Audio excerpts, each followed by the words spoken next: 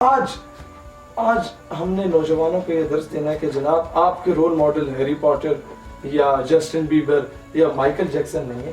آپ کے role model وہ سو کالڈ یہ جو ہیومن رائٹس کے چیمپئن بنے پھرتے ہیں 12,000 بم عراق میں گرانے والے، وہ رول ماڈل نہیں ہے.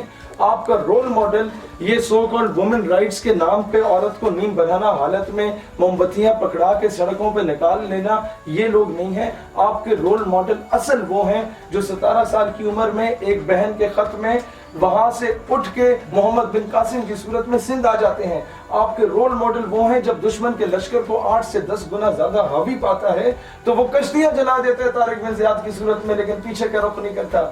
آپ کے رول ماڈل عمر مختار جیسا وہ شخص ہے جس کو شہید کرتے وقت کہا گیا کہ آخری بار موقع دیتے ہیں، دستبردار ہو جاؤ اپنی اس مہم سے جو تم نے اٹلی کے خلاف کی اور مسلمانوں کو آزادی دلوانا چاہتے ہو، اس اپنی عسکری موومنٹ سے پیچھے ہٹ جاؤ. تو وہ جواب دیتا ہے کہ we don't surrender, we win اور وی ڈائی. یا ہم غازی ہوتے ہیں یا شہید ہوتے ہیں، تیسرا تو کام ہوتا ہی نہیں ہے نا.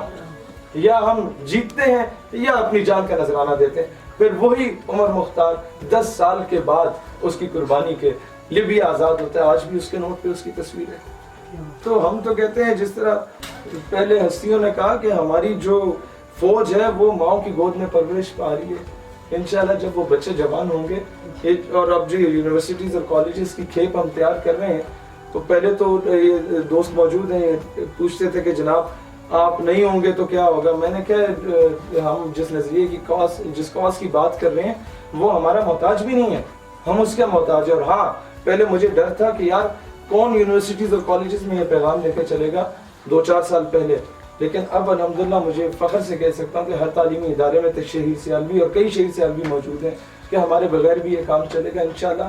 یہ قوم کی مائیں دوبارہ وہ جو پٹھان ماں کہتی تھی، میں پٹھان تو نہیں، میں کہوں گا پاکستانی ماں کہتی تھی کہ وطن اچھے خاپا مشے، وطن پریشان نہ ہو، پٹھان مائیں زندہ جو اپنے بچوں کو تجھ پہ قربان کرنے کو تیار ہیں.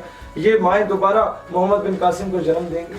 یہ مائیں دوبارہ انشاءاللہ اس نور الدین زنگی کو جنم دیں گی جو گستاخ کو قتل کرنے کے بعد مدینے کی گلیوں میں روتے ہوئے یہ پھرا کرتے تھے اور کہتے تھے رسول اللہ نے مجھے چنا اس کام کے لیے. یہ مائیں دوبارہ صلاح الدین ایوبی کو جنم دیں گی. یہ مائیں دوبارہ ان بت شکن محمود غزنوی کو جنم دیں گی انشاءاللہ تعالی.